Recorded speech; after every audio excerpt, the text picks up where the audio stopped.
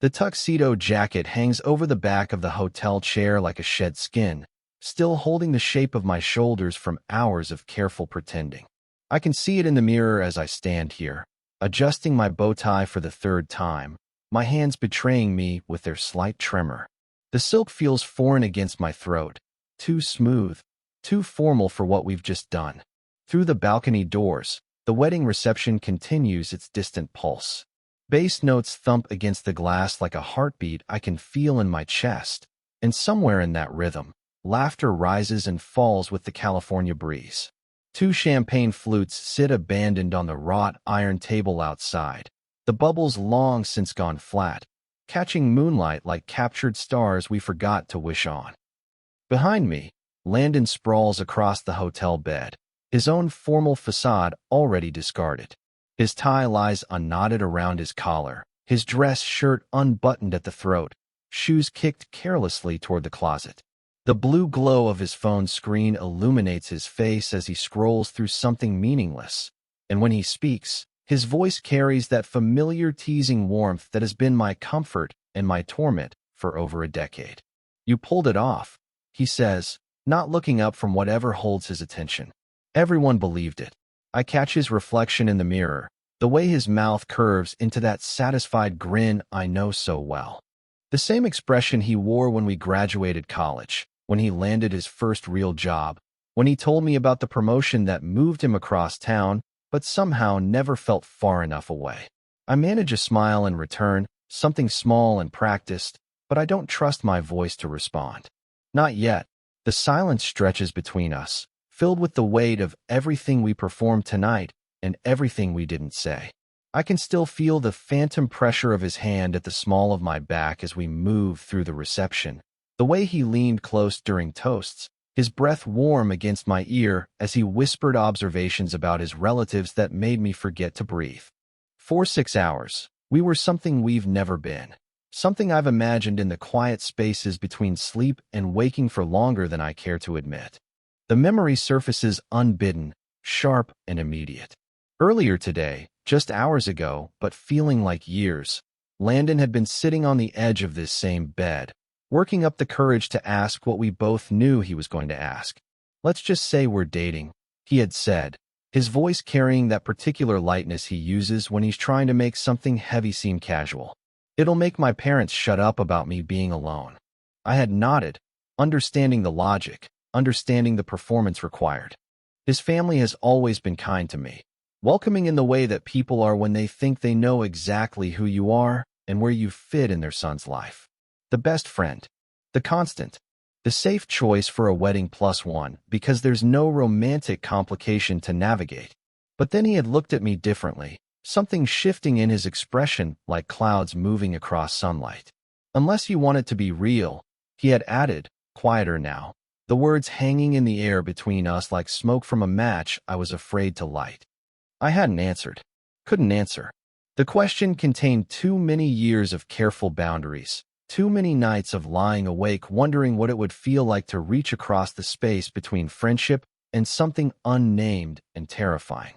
So I had turned away, busied myself with my cufflinks, and pretended the moment could dissolve if I ignored it long enough. Now, hours later, I stand alone in front of this mirror while Landon occupies himself with his phone, and I can't stop thinking about the weight of his hand on my neck during the last dance. It had been brief, barely a touch, his palm warm against my skin as he guided me through the slow sway of bodies on the makeshift dance floor. But my skin still remembers the contact, still burns with the possibility of what that touch might have meant if we weren't pretending. I touch the spot now, my fingers finding the place where his hand rested, and I wonder if he can see me in the mirror's reflection. I wonder if he's watching me remember, if he's thinking about the same moment that's carved itself into my memory with surgical precision. I wonder if he meant it when he said we could make it real, or if that was just another part of the performance, another way to sell the story we were telling. The music from the reception grows softer now, winding down as the night deepens, and I realize I'm still staring at my reflection, still touching my neck like I can hold on to something that was never really mine to begin with. Tomorrow we'll drive back to Seattle, back to our separate lives and careful distance, back to the safety of a friendship that has survived this long precisely because we've never asked it to be more. But tonight, in this borrowed hotel room with champagne going flat on the balcony and Landon's quiet breathing filling the space between us, I allow myself to imagine what it would feel like to turn around, to cross the small distance to the bed, to ask him if he meant what he said about making it real.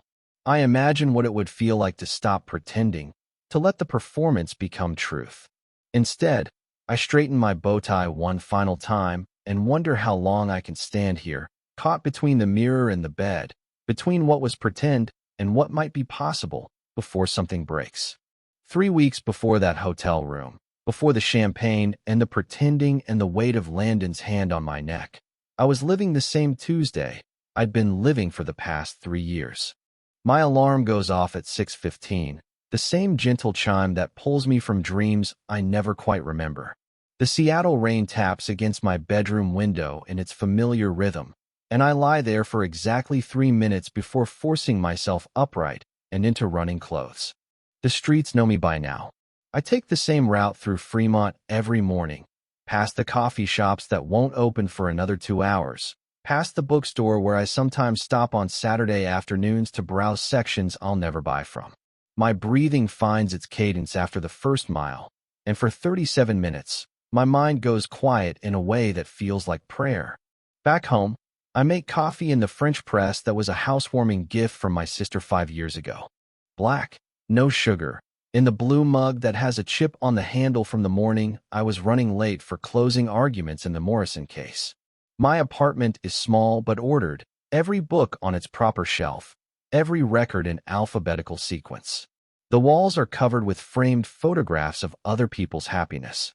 My sister's wedding, college friends at various graduations and birthday parties, Landon at his architectural firm's Christmas party, his arm around a co-worker whose name I never learned. There are no pictures of me. I've always been the one behind the camera, the one who suggests group photos and then steps back to take them. It's easier that way, safer, to exist in the margins of other people's documented joy. I am 31 years old and I work as a public defender in King County, spending my days in fluorescent-lit courtrooms arguing for people who can't afford better representation. The work matters to me in a way that feels essential, like the only honest thing I do with my time. I'm good at it too, methodical and prepared, the kind of lawyer who stays late to read case files twice and takes notes in the margins until the pages look like manuscript drafts. My colleagues think I'm dedicated. My mother thinks I'm lonely. My sister thinks I need to get out more, meet someone, stop working so much. They're all right, in their way, but none of them understand that the quiet of my life isn't a problem to be solved. It's a choice I've made, a careful construction that keeps me safe from the kind of wanting that makes people reckless. I've had partners before, relationships that lasted months or sometimes a year, men who appreciated my stability until they realized it was actually distance. David, who left because he said I never let him close enough to matter. Marcus, who accused me of being emotionally unavailable, which wasn't wrong but stung anyway. James, who simply stopped calling after 6 months, and when I ran into him at the grocery store 3 weeks later, he said he'd started seeing someone who actually wanted to be seen with him in public. I am out, have been since college, but I wear it like a fact rather than a celebration. My family knows, my friends know, my coworkers know. It's simply another detail about me, like my preference for black coffee or my inability to parallel park. I don't hide, but I don't announce either. I exist in the space between secrets and declarations, comfortable in my careful neutrality. Except when it comes to Landon. Landon has been the exception to every rule I've made about keeping people at safe distances since we shared a dorm room freshman year at the University of Washington. He was studying architecture then, already confident in his ability to design spaces where people wanted to live, while I was pre-law and terrified of making the wrong choice about anything that mattered.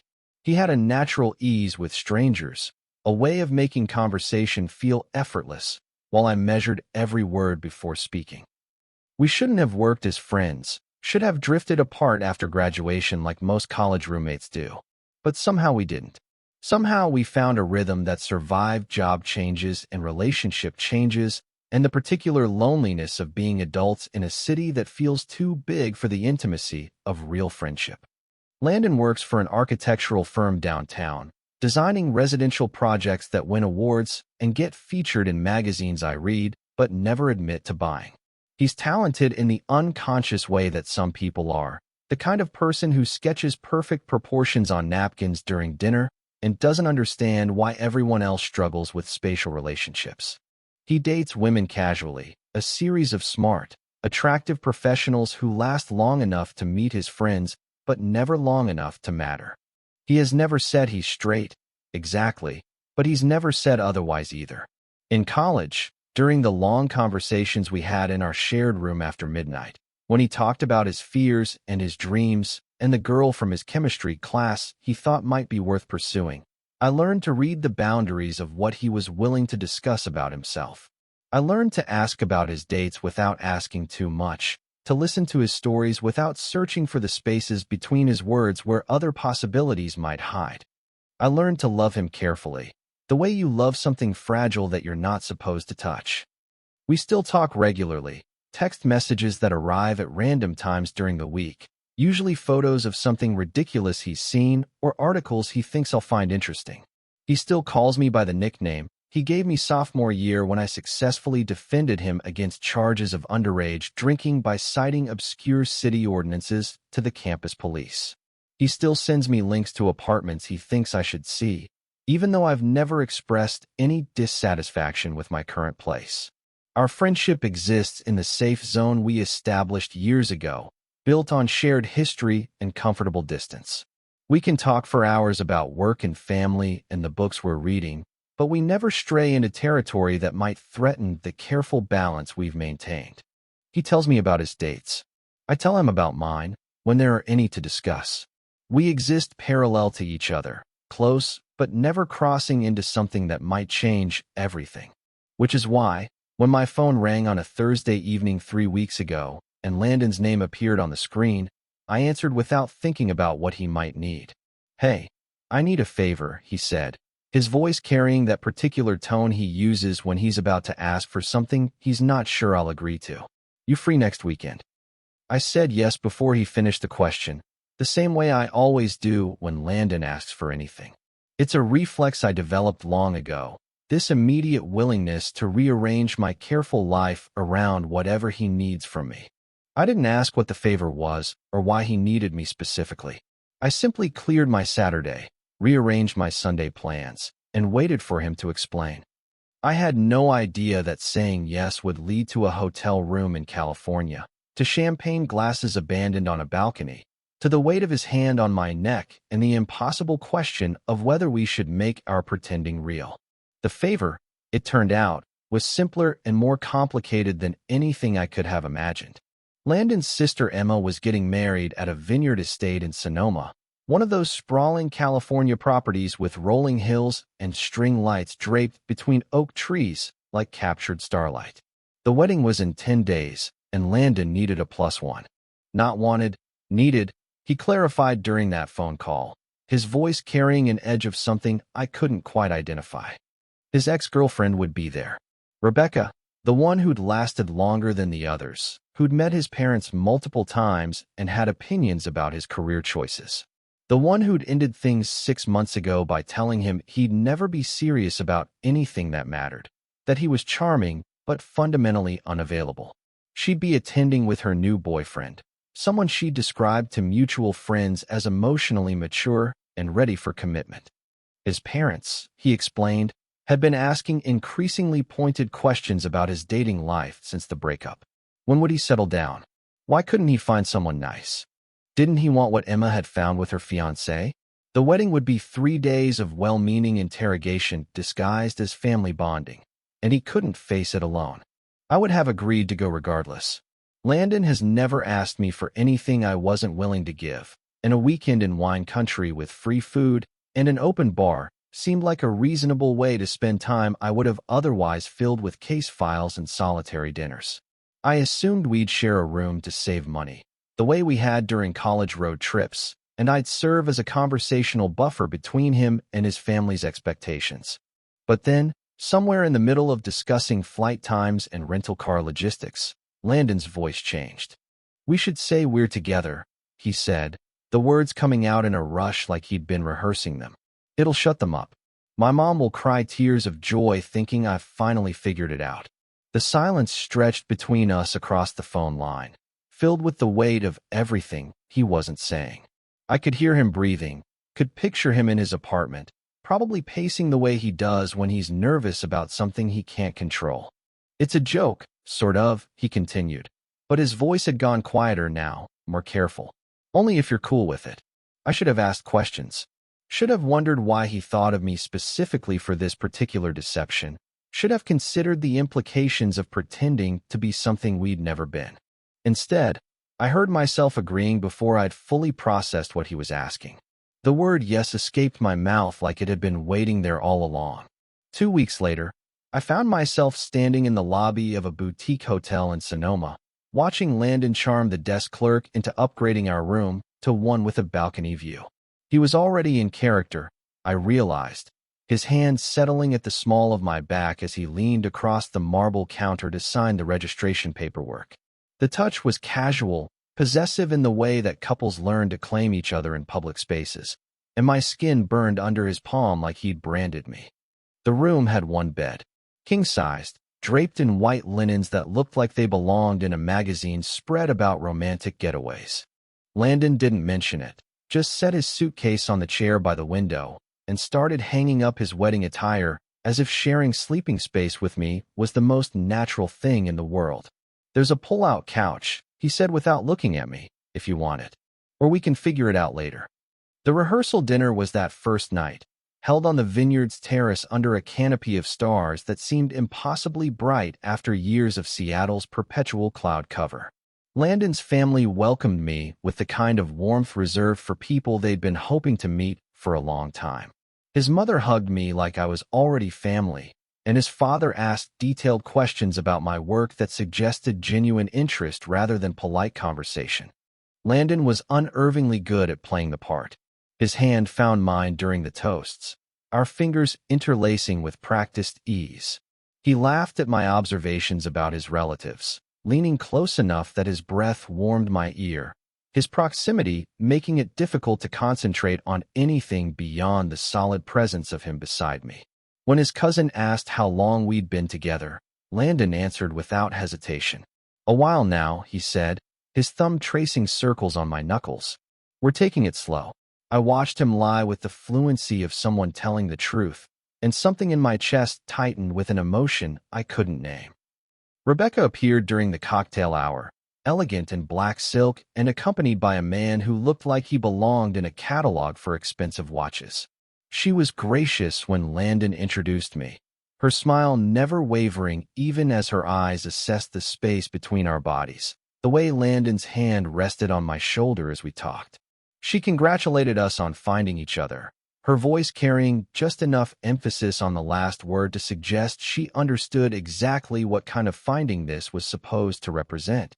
After she moved on to other conversations, Landon's hand stayed on my shoulder longer than necessary. "You okay?"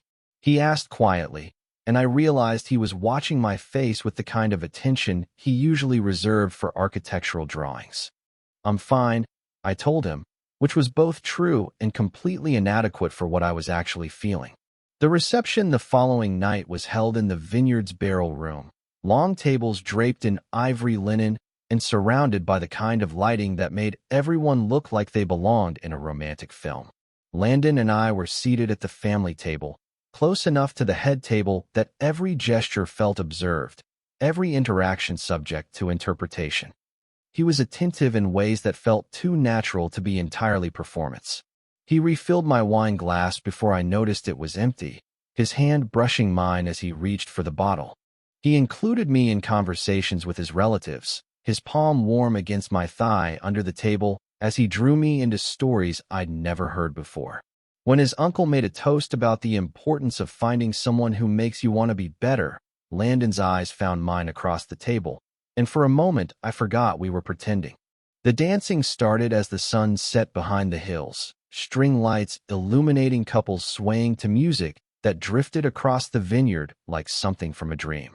Landon asked me to dance with the same casual confidence he'd used to order our dinner, his hand extended as if the question of whether I'd say yes had never occurred to him. We moved together with surprising ease, my hands settling on his shoulders as his found my waist.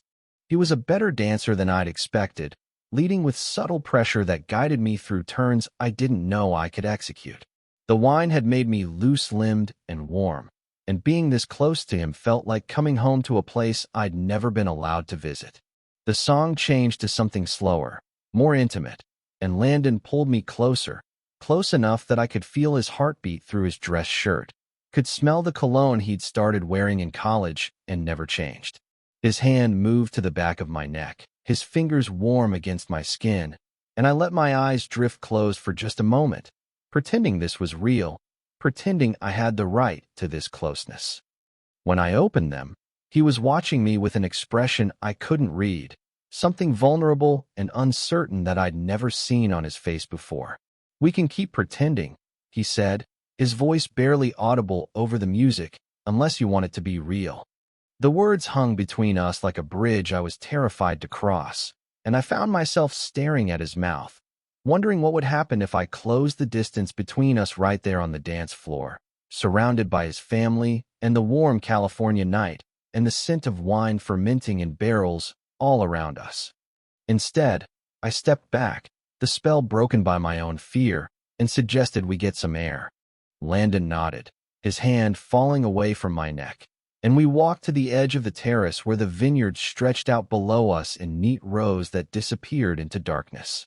Neither of us spoke about what had just happened, but something had shifted between us, some carefully maintained boundary had cracked, and I knew that when we returned to Seattle, nothing would be quite the same.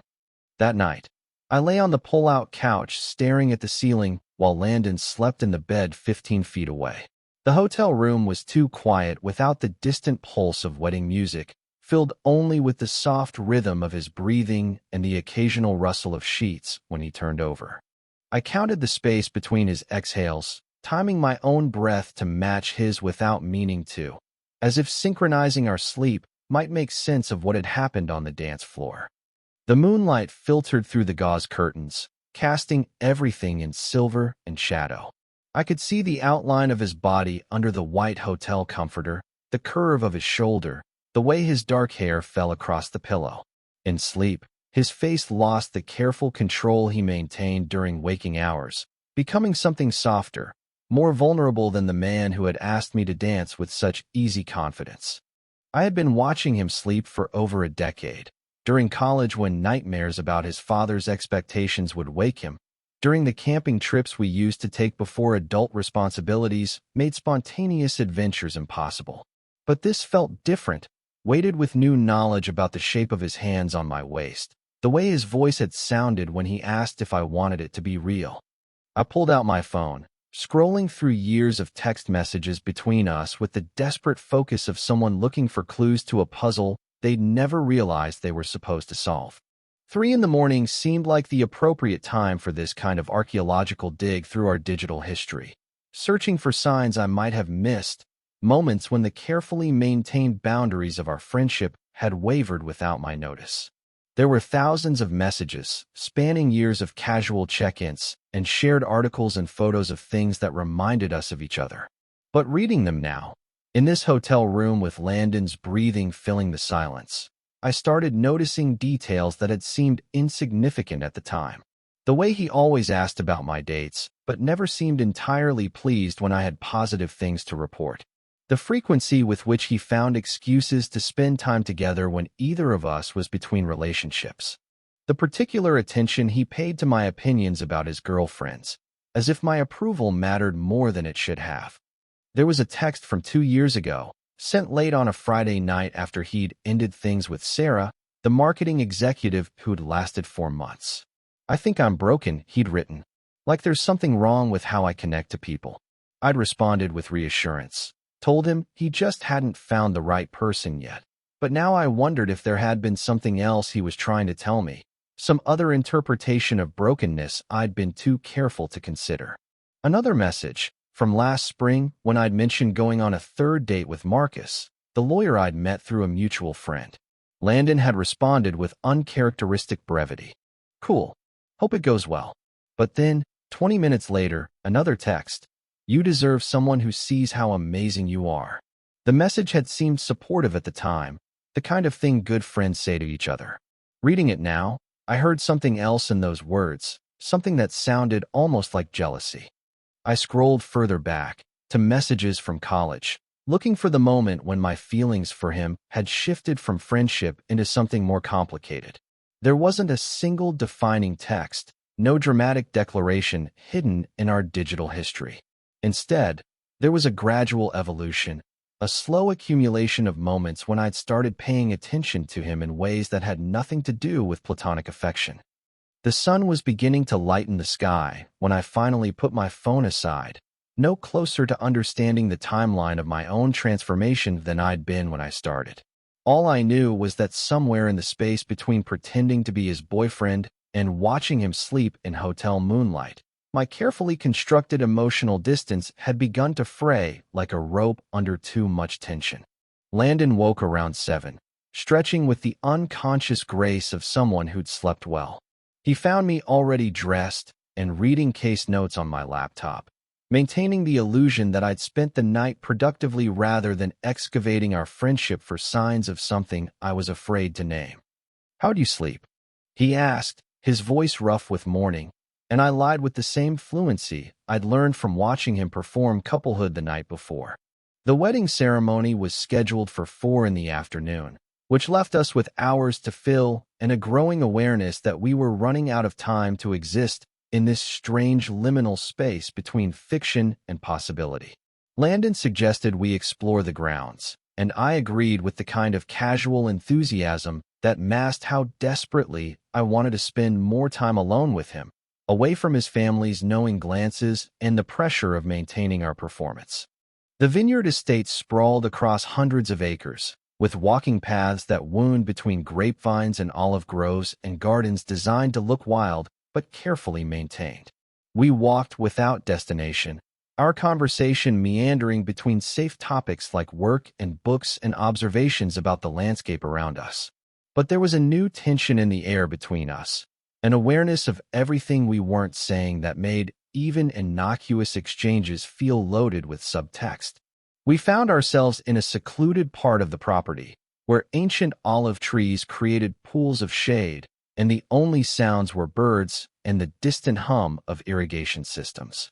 Landon sat down on a stone bench that looked like it had been placed there specifically for moments like this, and after a moment's hesitation, I joined him, leaving careful space between our bodies. The silence that followed felt different from the comfortable quiet we'd shared for years. This was charged, expectant, like the air before a thunderstorm when you can feel the electricity building in the atmosphere. I found myself hyper-aware of everything about him.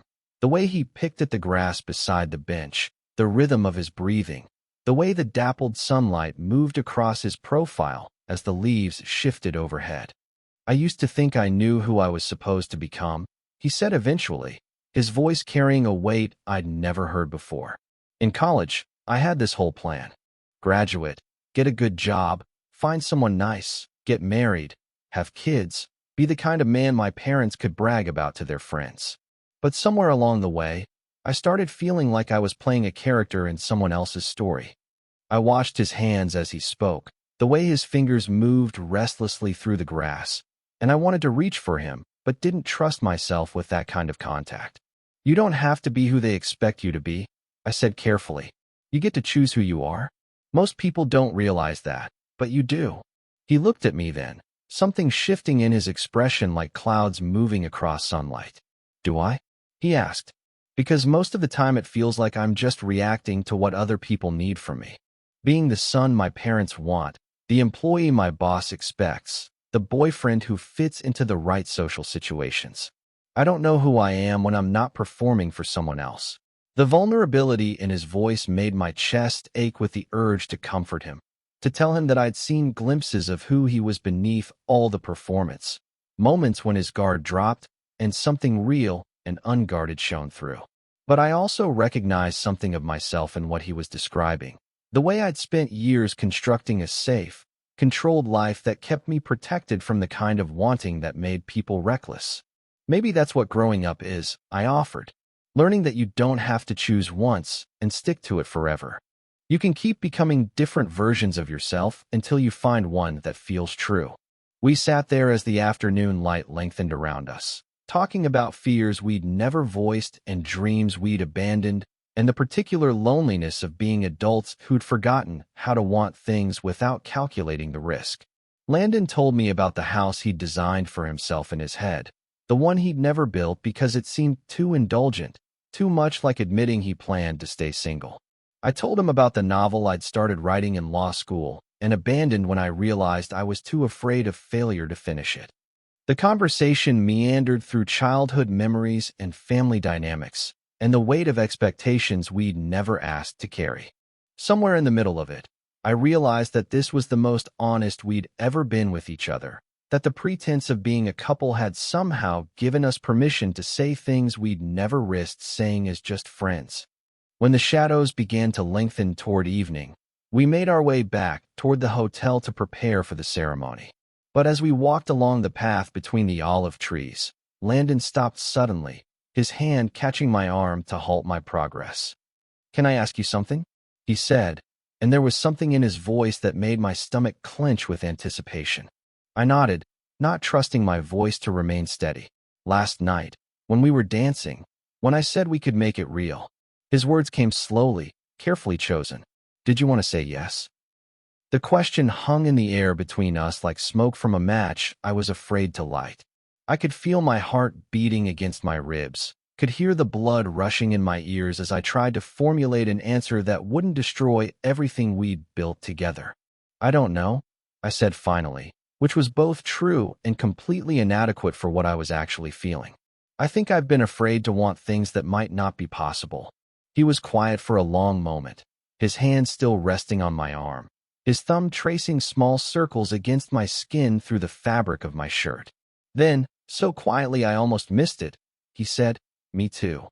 That night, after the ceremony and the reception and hours of playing the role of devoted boyfriend, we found ourselves back in the hotel room with the weight of everything unspoken pressing down on us like humidity before a storm. I was sitting on the edge of the bed, removing my cufflinks with hands that trembled slightly, when Landon appeared beside me, close enough that I could feel the warmth radiating from his body. "Is this real for you?" I asked without looking up, the words escaping before I could stop them. Instead of answering, he reached out and placed his hand over mine, his palm warm and solid and impossible to misinterpret. His fingers interlaced with mine, and he held on like he was afraid I might disappear if he let go.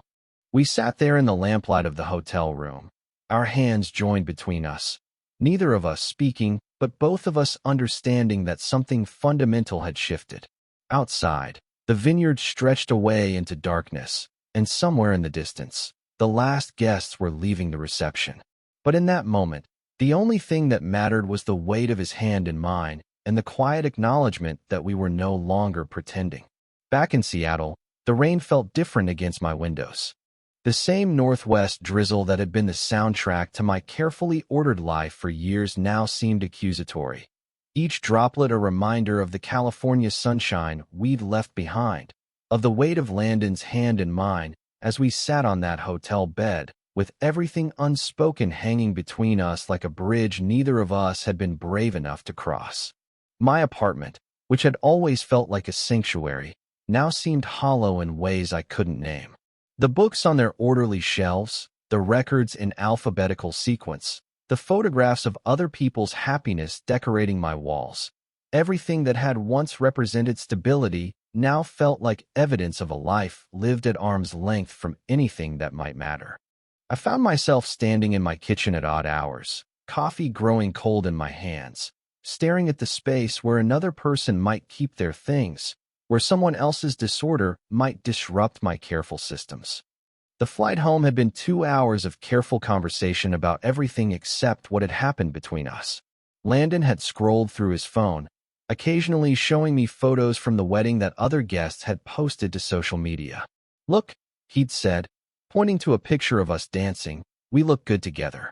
His voice had been light, casual, as if the image of his hand on my neck and my eyes closed in something that looked like contentment was just another amusing snapshot rather than documentation of the moment everything had changed. I'd agreed that we looked convincing, which was true but inadequate for what I was actually thinking. What I was thinking was that we looked like two people who belonged together, like the kind of couple that made other people believe in the possibility of finding someone who saw all of you and chose to stay anyway. What I was thinking was that I wanted it to be real so desperately it felt like drowning. But I didn't say any of that. Instead, I'd made appropriate responses to his observations about his family, laughed at his impressions of his more eccentric relatives, and pretended that returning to our separate lives was exactly what I wanted to do. For 3 weeks, we maintained the careful choreography of our usual friendship. Text messages about work and articles we thought the other might find interesting. A phone call that lasted 47 minutes about a documentary he'd watched and a case I was working on that was more complicated than it should have been. An invitation to grab drinks that I accepted and then regretted. Sitting across from him at our usual bar while he told me about a client meeting and I pretended I wasn't studying his mouth as he spoke, looking for some sign that he was thinking about what it had felt like to almost kiss me on a dance floor surrounded by olive trees and string lights. He never brought up the wedding, never mentioned the conversations we'd had in the vineyard gardens, or the way we'd held hands in the hotel room, or the question he'd asked about whether I wanted it to be real. It was as if those moments had happened to different people, as if we could return to Seattle and resume being the friends we'd always been without acknowledging that something fundamental had shifted between us. I told myself this was for the best, that whatever had happened in California was the result of wine and performance and the romantic atmosphere of a wedding rather than anything substantial enough to survive the transition back to real life. That Landon had been caught up in the moment, playing his part so convincingly he'd started to believe it himself, and now that we were home, he'd remembered who we actually were to each other. But my body remembered the weight of his hand on my lower back, the way he'd pulled me closer during that last dance, the sound of his voice when he'd asked if I wanted it to be real. My apartment felt too quiet without the sound of his breathing. My coffee tasted wrong without the distraction of his presence across the table.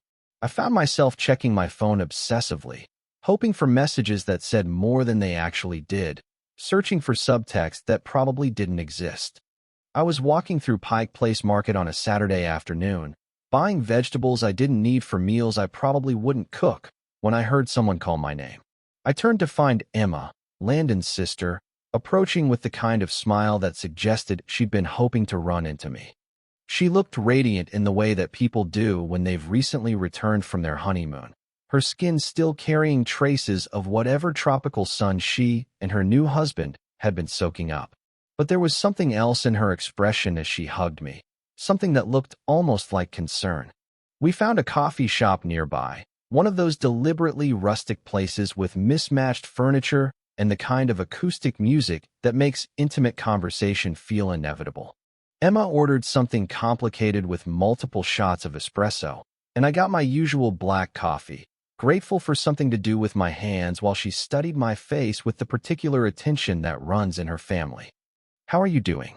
she asked, and there was weight in the question that suggested she wasn't asking about my job or my health, or any of the other safe topics people usually mean when they ask how you're doing. "I'm fine," I said, which was the automatic response I'd been giving everyone who'd asked that question over the past 3 weeks. Emma was quiet for a moment, stirring her coffee with deliberate focus. Then she looked up at me with an expression that reminded me so much of Landon it made my chest ache. "You made him so happy that weekend," she said quietly. "I haven't seen him like that in years.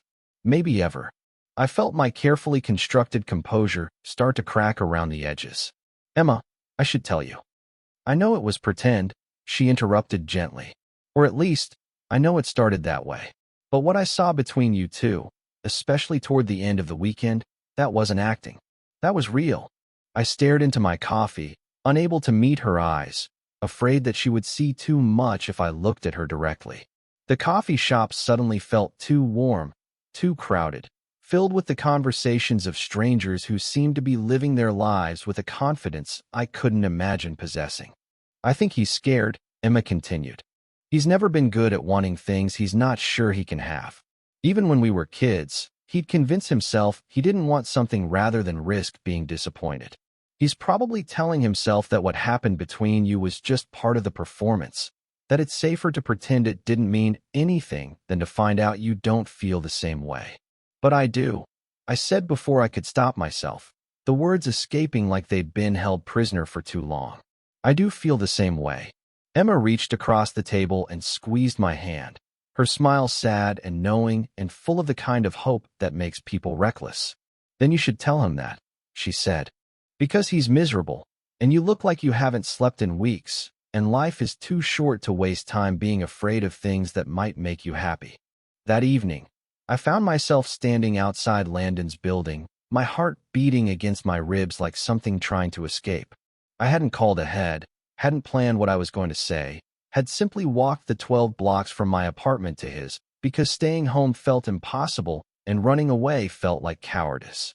His apartment was on the 4th floor of a converted warehouse in Capitol Hill, the kind of space that looked effortlessly stylish but probably required more thought than he let on. I could see warm lights spilling from his windows, could hear the faint sound of music that suggested he was home and awake and probably not expecting visitors. I climbed the stairs slowly, giving myself time to lose my nerve, to turn around and go home and pretend this conversation could wait indefinitely. But when I reached his door, I found myself knocking before I could talk myself out of it, 3 sharp raps that sounded louder in the hallway than they had in my imagination. Landon opened the door wearing old jeans and a sweater I'd seen him in countless times before, his hair disheveled in a way that suggested he'd been running his hands through it. His expression shifted through surprise and something that looked like relief before settling into the careful neutrality he'd been maintaining since we returned from California. "Hey," he said, stepping back to let me in. "What's up?" His apartment smelled like the dinner he'd been cooking, something with garlic and herbs that made my stomach remind me I'd forgotten to eat. The space was warm and lived in, filled with architectural drawings and books stacked on every available surface, and the kind of comfortable disorder that made my own apartment seem sterile by comparison. I watched him move toward the kitchen, probably to turn down whatever was simmering on the stove, and the casual domesticity of the moment made my chest tight with longing for things I'd never let myself want. "You can't say things like that and disappear," I said to his back, the words coming out sharper than I'd intended. He froze at the stove, his hands stilling over the cutting board where he'd been chopping something for his dinner. When he turned around, his face had gone carefully blank, but I could see something guarded in his eyes, something that looked almost like fear. "Say things like what?" he asked, but his voice had gone quiet in a way that suggested he knew exactly what I was talking about. "You know what?" I said, and I could hear my own voice getting louder, months of careful control finally beginning to fray. "You can't ask me if I want it to be real and then pretend it never happened. You can't hold my hand like it means something and then go back to texting me about work and the weather like we're just friends who happen to share a hotel room."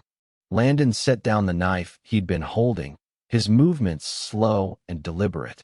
"I didn't think you wanted me to mean it," he said finally. I stared at him across the small space of his kitchen, this man I'd known for over a decade, this person who'd been the exception to every rule I'd made about keeping people at safe distances. The fluorescent light above his stove cast harsh shadows across his face, making him look younger and more vulnerable than I'd seen him since college. "I did," I said, and my voice broke slightly on the words. "I do. I have for longer than I want to admit." "Then why didn't you say anything?" he asked, and there was something raw in his voice now, something that sounded like years of careful hoping disguised as friendship. I could feel tears burning at the edges of my eyes, could feel years of careful emotional control beginning to crumble like a dam that had finally reached capacity. "Because if I said it out loud, and you didn't feel the same way, I wouldn't survive that," I whispered. "Because losing you as a friend would be worse than never having you any other way." The silence that followed felt endless, filled with the sound of whatever was cooking on his stove and the distant hum of traffic from the street below. Landon was looking at me with an expression I couldn't read, something vulnerable and uncertain and maybe, possibly, hopeful. And I realized that I'd finally said it, the thing I'd been afraid to voice for years. I'd crossed the bridge I'd been too terrified to approach, and now there was nothing left to do but wait to see if he would meet me on the other side.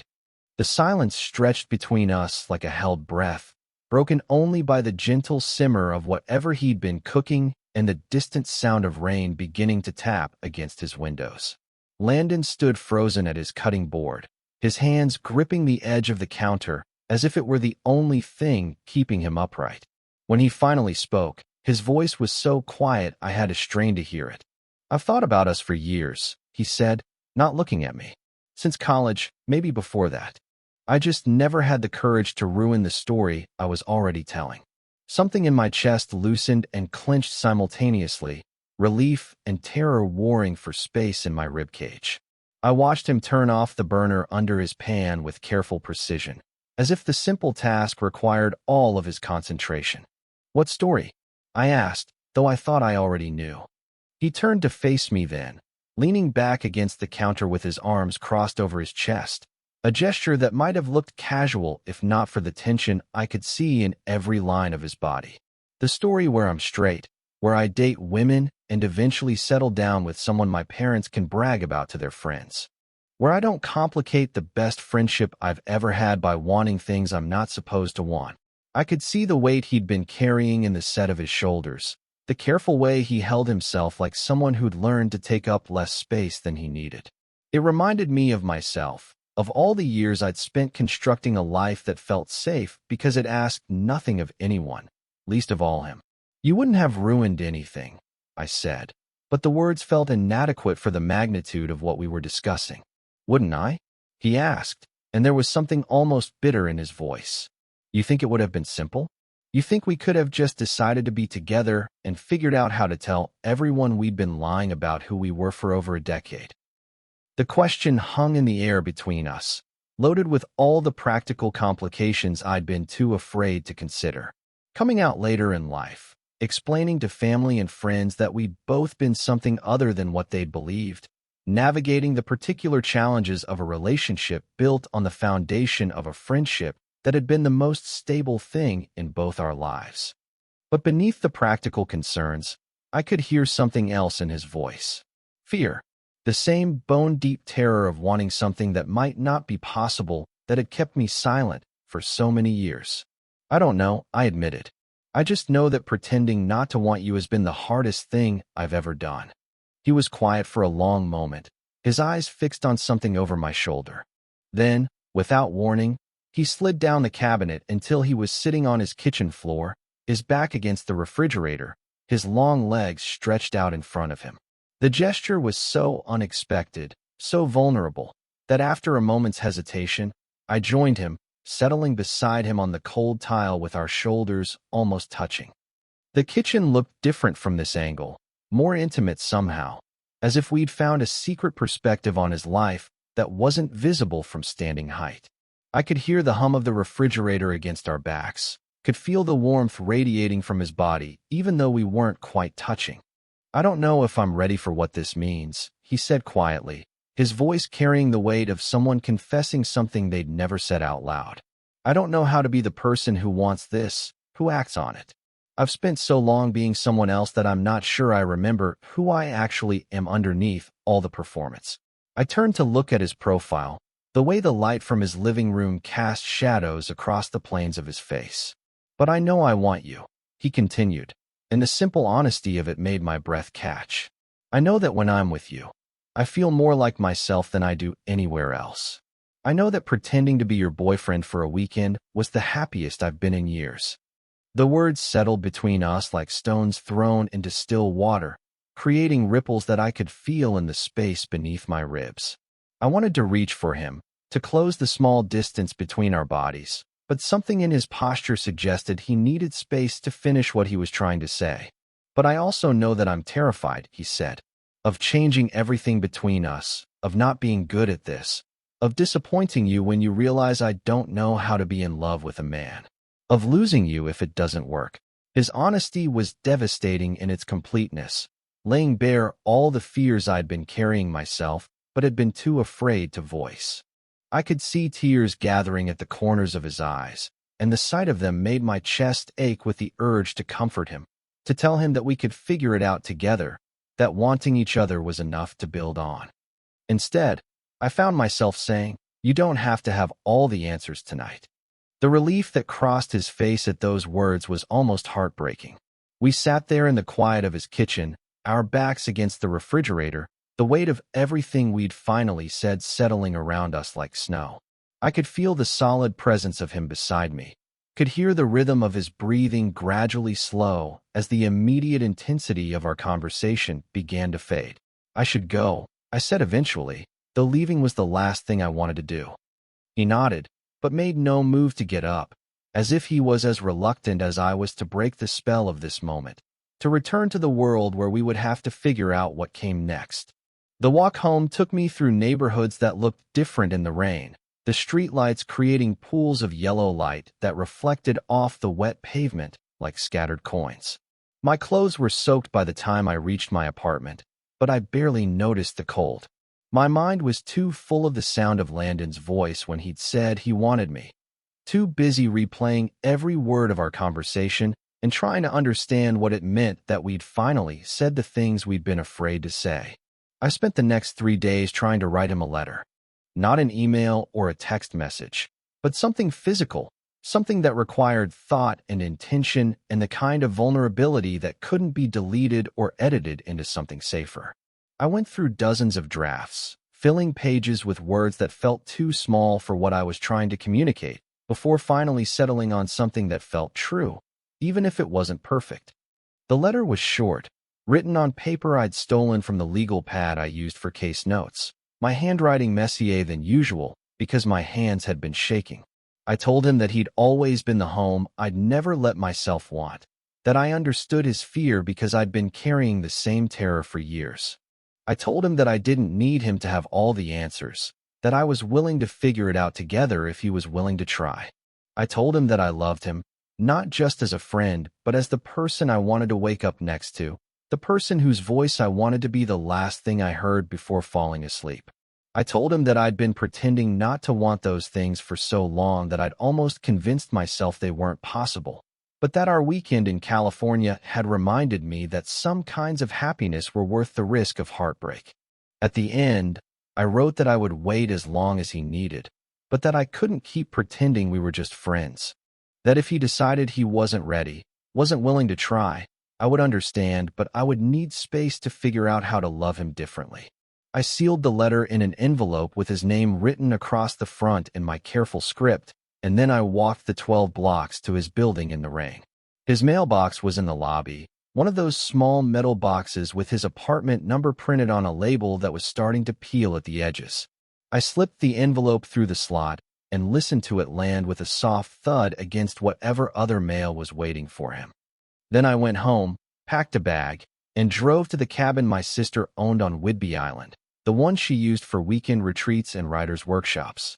I left my phone in Seattle, along with a voicemail from my supervisor explaining that I needed a few personal days, that I would be back the following week, but unreachable until then. The cabin was exactly what I needed, isolated, quiet, surrounded by trees that blocked out most of the world. I spent a week walking the beach at low tide, reading books I'd been meaning to finish for months, cooking simple meals that required no particular skill or attention. I tried not to think about whether Landon had found the letter, whether he'd read it, what he might be thinking or feeling or deciding. Instead, I practiced a kind of radical patience I'd never attempted before, the discipline of waiting without trying to control the outcome. I'd said what I needed to say, offered what I had to offer. Now it was his turn to decide whether the risk was worth taking, whether the possibility of us was stronger than his fear of changing everything. On the 7th day, I woke to the sound of a car pulling into the gravel driveway, tires crunching over stones with the particular rhythm of someone who wasn't sure they'd found the right place. I looked out the kitchen window and saw Landon's car, saw him sitting behind the wheel with the engine still running, as if he was trying to decide whether to stay or leave. My heart hammered against my ribs as I watched him turn off the engine and sit there for another long moment before finally opening the door and stepping out into the morning light.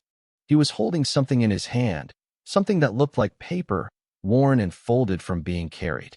He was holding my letter. I didn't go to the door immediately. Instead, I stood at the kitchen window, watching Landon lean against his car with my letter in his hands, his head tilted back as if he was gathering courage from the gray Washington sky. The morning light was soft through the island's perpetual mist, casting everything in the kind of muted tones that made the world feel hushed, expectant. He looked tired in a way that went deeper than sleep, his dark hair disheveled and his clothes rumpled like he'd driven through the night to get here.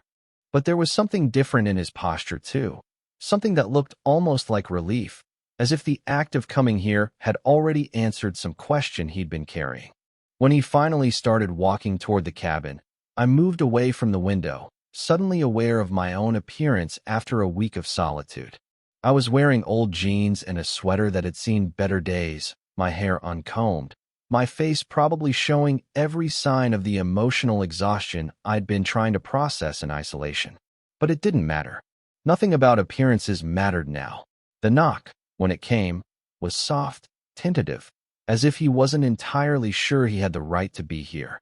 I opened the door and found him standing on the small wooden porch, the letter clutched in his right hand, worn soft from being folded and unfolded, the edges darkened with moisture from his palms or the morning air.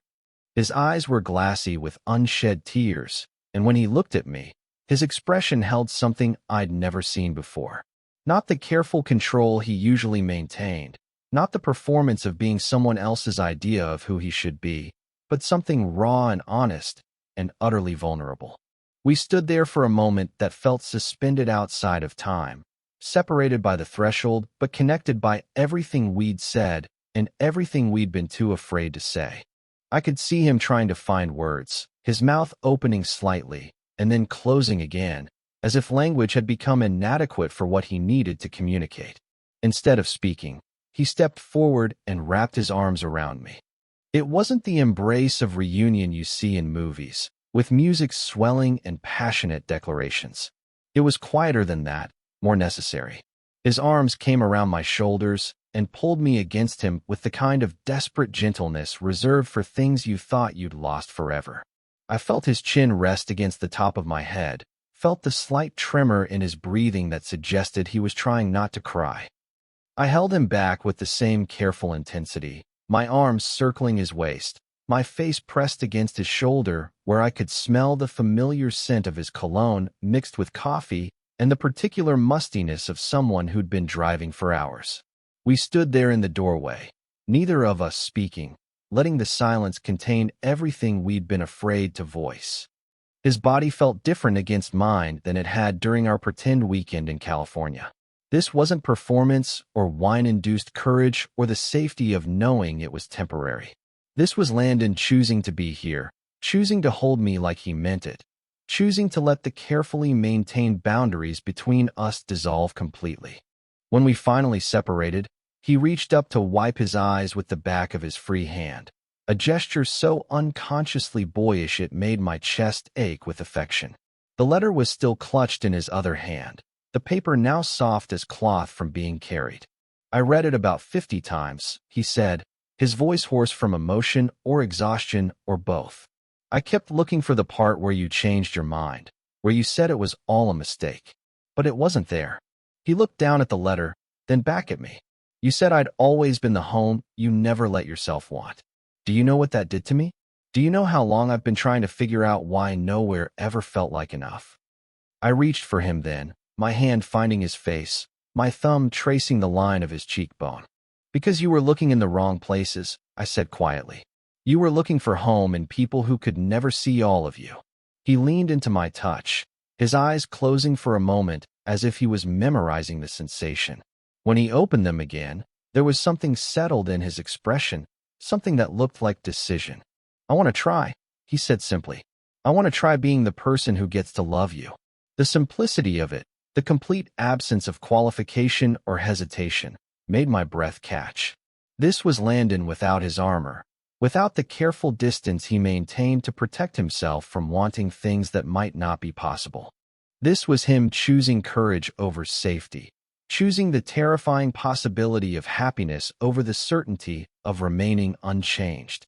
"I want that too," I said, and the words felt like the most honest thing I'd ever spoken. We went inside together, finally crossing the threshold that had felt so significant just moments before. The cabin was small and warm, filled with the scent of the fire I'd built the night before and the coffee I'd made that morning before seeing his car in the driveway. Everything looked different with him in the space, more complete somehow, as if the room had been waiting for his presence to make sense. He set the letter carefully on the kitchen table, smoothing it flat with gentle fingers. Then he turned to me with an expression that was part question, part invitation, part prayer. "What happens now?" he asked. "Now we figure it out," I said. "Together, one day at a time. No performance, no pretending. Just us." He nodded, and for the first time since I'd known him, his smile reached all the way to his eyes without any trace of the careful control he usually maintained. It was the smile of someone who had finally stopped running from who he was. Later, we would talk about the practical things, about telling our families and friends, about navigating the particular challenges of a relationship that began as a decades-long friendship, about learning how to be partners instead of just companions. Later, we would discover that some things were easier than we'd feared and others more complicated than we'd imagined. But in that moment, standing in the small kitchen of my sister's cabin with the morning lights streaming through windows that faced the sound, none of that mattered. What mattered was Landon's hand reaching for mine, our fingers interlacing with the same natural ease they'd found in that hotel room weeks ago.